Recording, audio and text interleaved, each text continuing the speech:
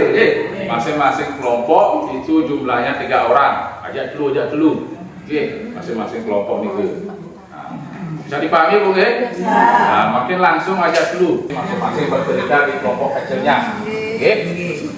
Di sini Ibu bercerita, yang lainnya mendengarkan kalau yang lain bercerita ya. Ini juga seperti itu, dan seterusnya. Bisa dipahami Ibu? Nah, jadi yang berikan waktu untuk bercerita masing-masing kebaikan anak. Ya, ketika bersama anak apa yang menjadi hal yang menyenangkan, bersama anak. Silakan langsung bisa bercerita.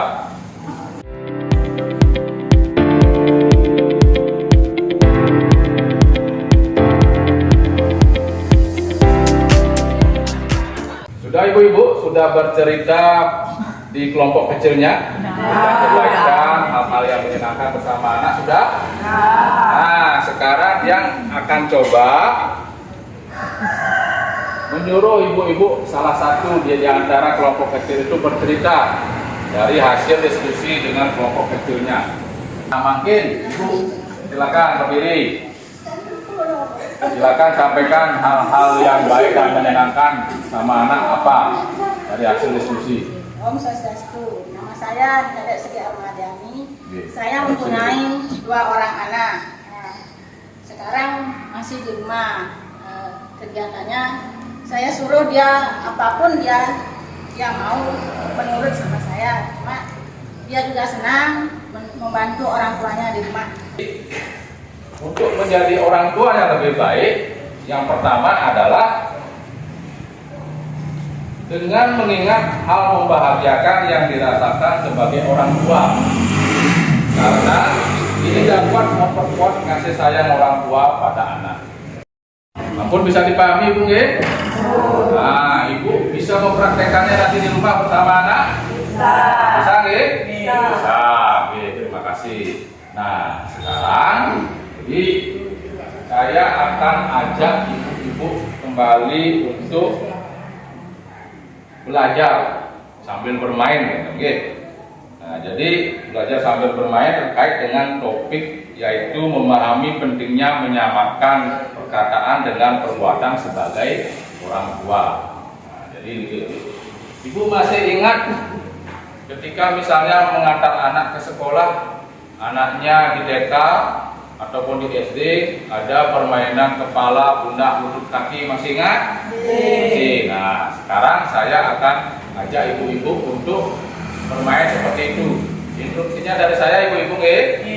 Nah, permainannya kepala, pundak, lutut, kaki. Nah, sambil bermain. Oke.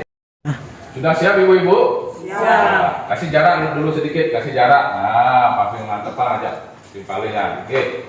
Sekali lagi instruksinya kepala, pundak, lutut, kaki, lutut, kaki. Ampun nggih? Nah, ikuti dia. 1, 2, 3. Kepala, pundak, lutut, kaki, lutut, kaki. Kepala, pundak, lutut, kaki, lutut, kaki. Bisa gampang kan? Nah, makin ikuti dia. 1, 2, 3. Kepala, pundak, lutut, kaki, lutut, kaki. Kepala, pundak, lutut, kaki, lutut, kaki. Walaupun cepat, pelan, masih bisa mengikuti ya. Nah, makin ikuti baliknya. Oke, perhatiannya ke depan. Ikuti 1, 2, 3. Kepala, pundak, lutut, kaki, lutut, kaki. Kepala, pundak, lutut, kaki, lutut, kaki. Kepala. Bagaimana perasaan ibu ketika dia menyebutkan bagian tubuh tetapi saat memegang beda dengan apa yang saya katakan?